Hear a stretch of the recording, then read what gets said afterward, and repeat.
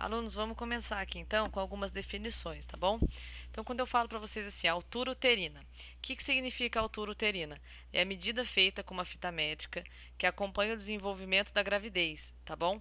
Por volta do quinto mês, quando o útero fica sensível e o teste começa a ser feito, cerca de 20 centímetros entre a bacia e a barriga, e a elevação chega, né, na altura do umbigo.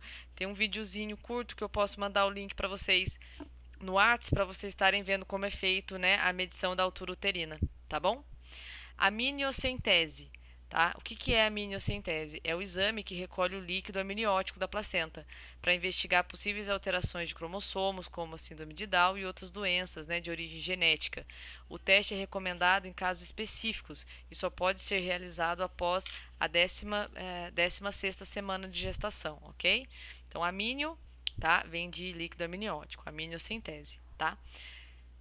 BCF são batimentos cardíacos fetais, a frequência varia entre 120 a 160 batimentos por minuto, tá bom? E ele vai desacelerando até o momento do parto, mas é normal que oscile, tá? Um pouco para além desses parâmetros durante a gravidez. Isso porque as células do coração ainda estão amadurecendo, ok? O que eu vou fazer também é disponibilizar outros links para vocês verem como que é realizado tanto a miniocentese quanto um exame, tá, de ausculta cardíaca fetal. Bebê a termo. O que significa um bebê a termo? São aqueles bebês que nascem entre a 39ª e a 41ª semana de gestação, durante, né, duração considerada ideal para a saúde da criança. Então, o bebê a termo é um bebê que está dentro do tempo.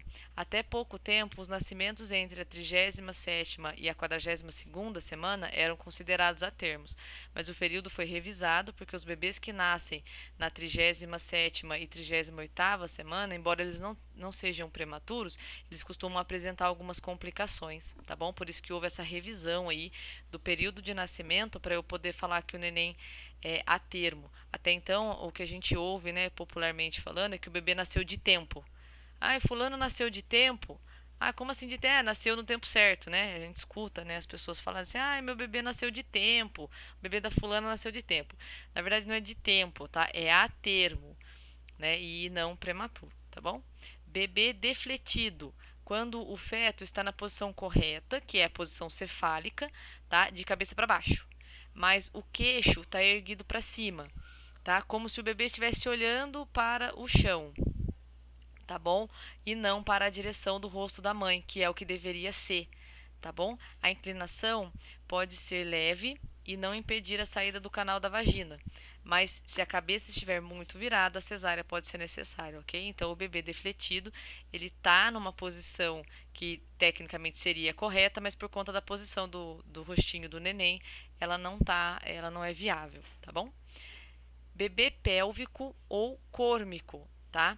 No primeiro caso, o bebê está sentado e com as pernas para baixo, tá? Há manobras que tentam virar, né, o neném, mas é bem comum que a cesárea seja necessária. Já na posição córmica, né, ou transversal, o bebê está atravessado, né, na diagonal, e aí o parto cirúrgico acaba sendo obrigatório, tá? No finalzinho da aula eu vou mostrar as fotinhos para vocês das posições dos bebês, tá ok? Colostro, né? O que é o colostro? É o líquido anterior ao leite materno, que pode começar a ser produzido ainda no meio da gestação ou só depois do parto, tá? É um líquido riquíssimo, tá bom? Ele é um composto rico em proteínas e calorias, tá? É mais amarelado e grosso do que o leite, tá bom? Na transição de um para o outro, a mãe pode acabar sentindo febre, mas isso é meio raro, tá? De uns tempos para cá, a gente não tem observado essa questão da febre nas mães na transição do colostro para o leite. É muito importante que os recém-nascidos tenham acesso aí ao colostro, tá bom?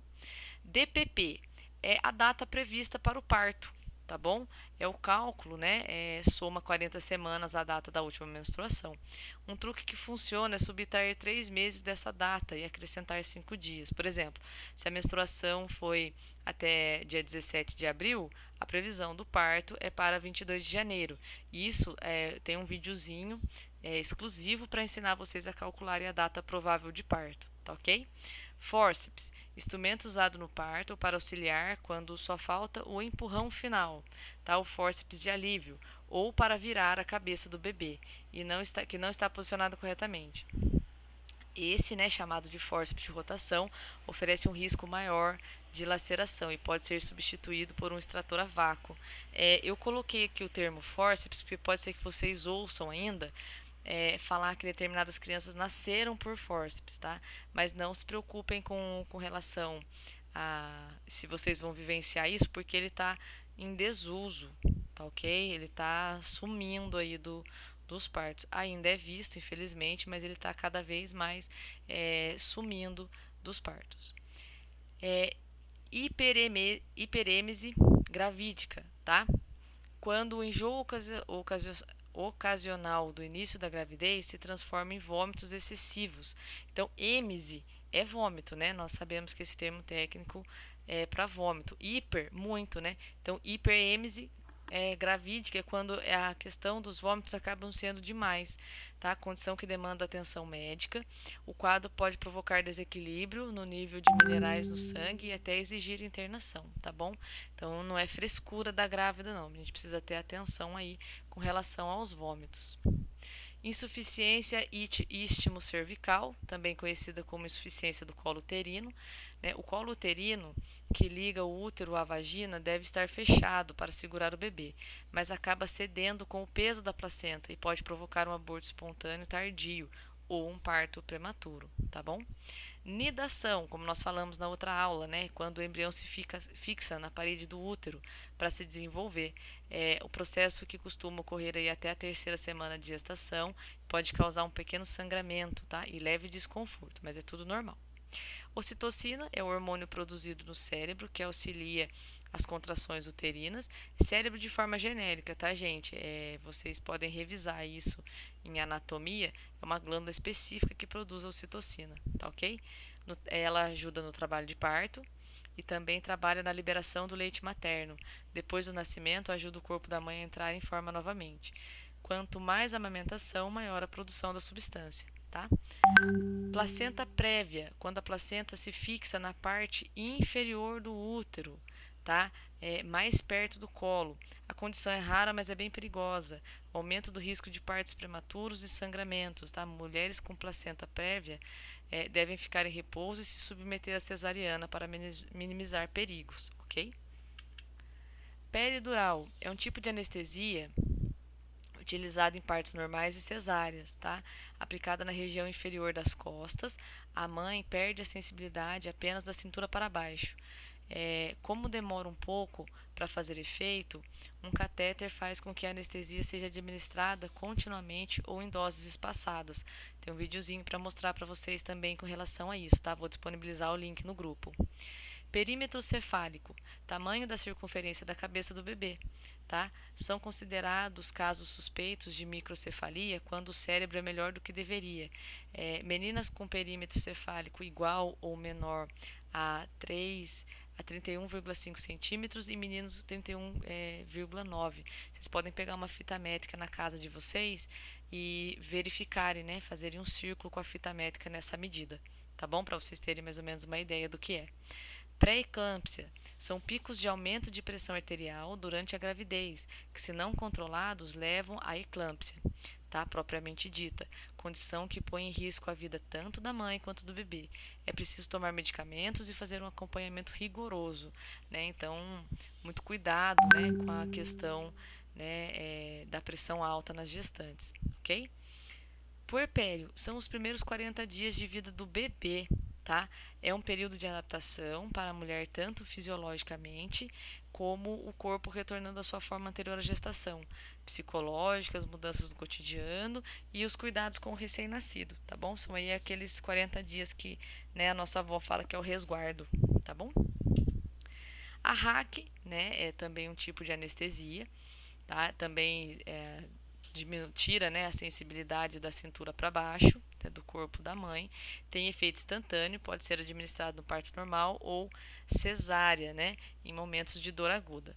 Temperatura basal, quando a mulher está ovulando e a temperatura aumenta 1 ou 2 graus, tá? Por isso, quem deseja engravidar pode usar o termômetro para saber se é o momento propício. Mas esse não é um método preciso, deve ser utilizado apenas como um método auxiliar. É importante lembrar que nesse caso aqui da temperatura basal, é preciso fazer verificações em meses anteriores para que você tenha um padrão, para verificar se realmente a sua temperatura muda, quanto que a temperatura muda, se isso ocorre com a mulher, tá bom? E não simplesmente achar que eu vou fazer isso num mês e vai dar certo.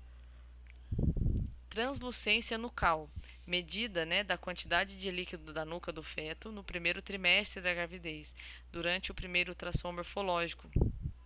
Se a quantidade é maior do que deveria, há risco elevado de síndrome de Down e outras alterações cromossômicas, ok? Ultrassonografia é o exame mais famoso da gravidez, é realizado em diversos momentos. O comum é mais básico, né, e acompanha a saúde geral do feto e o andamento da gestação. Já o morfológico, que avalia com mais detalhes as medidas e a anatomia do bebê, é solicitado em duas ocasiões, na 12ª semana e no período entre a 20ª e a 24ª semana. Os dois são feitos com o mesmo aparelho, o que muda é a profundidade da análise, ok? Gente, então eu vou encerrar aqui esse vídeo das nomenclaturas. Se alguém tiver alguma dúvida, pode perguntar, tá? E aí o próximo vídeo vai ser esse aí, ó, o cálculo da data provável do parto, ok?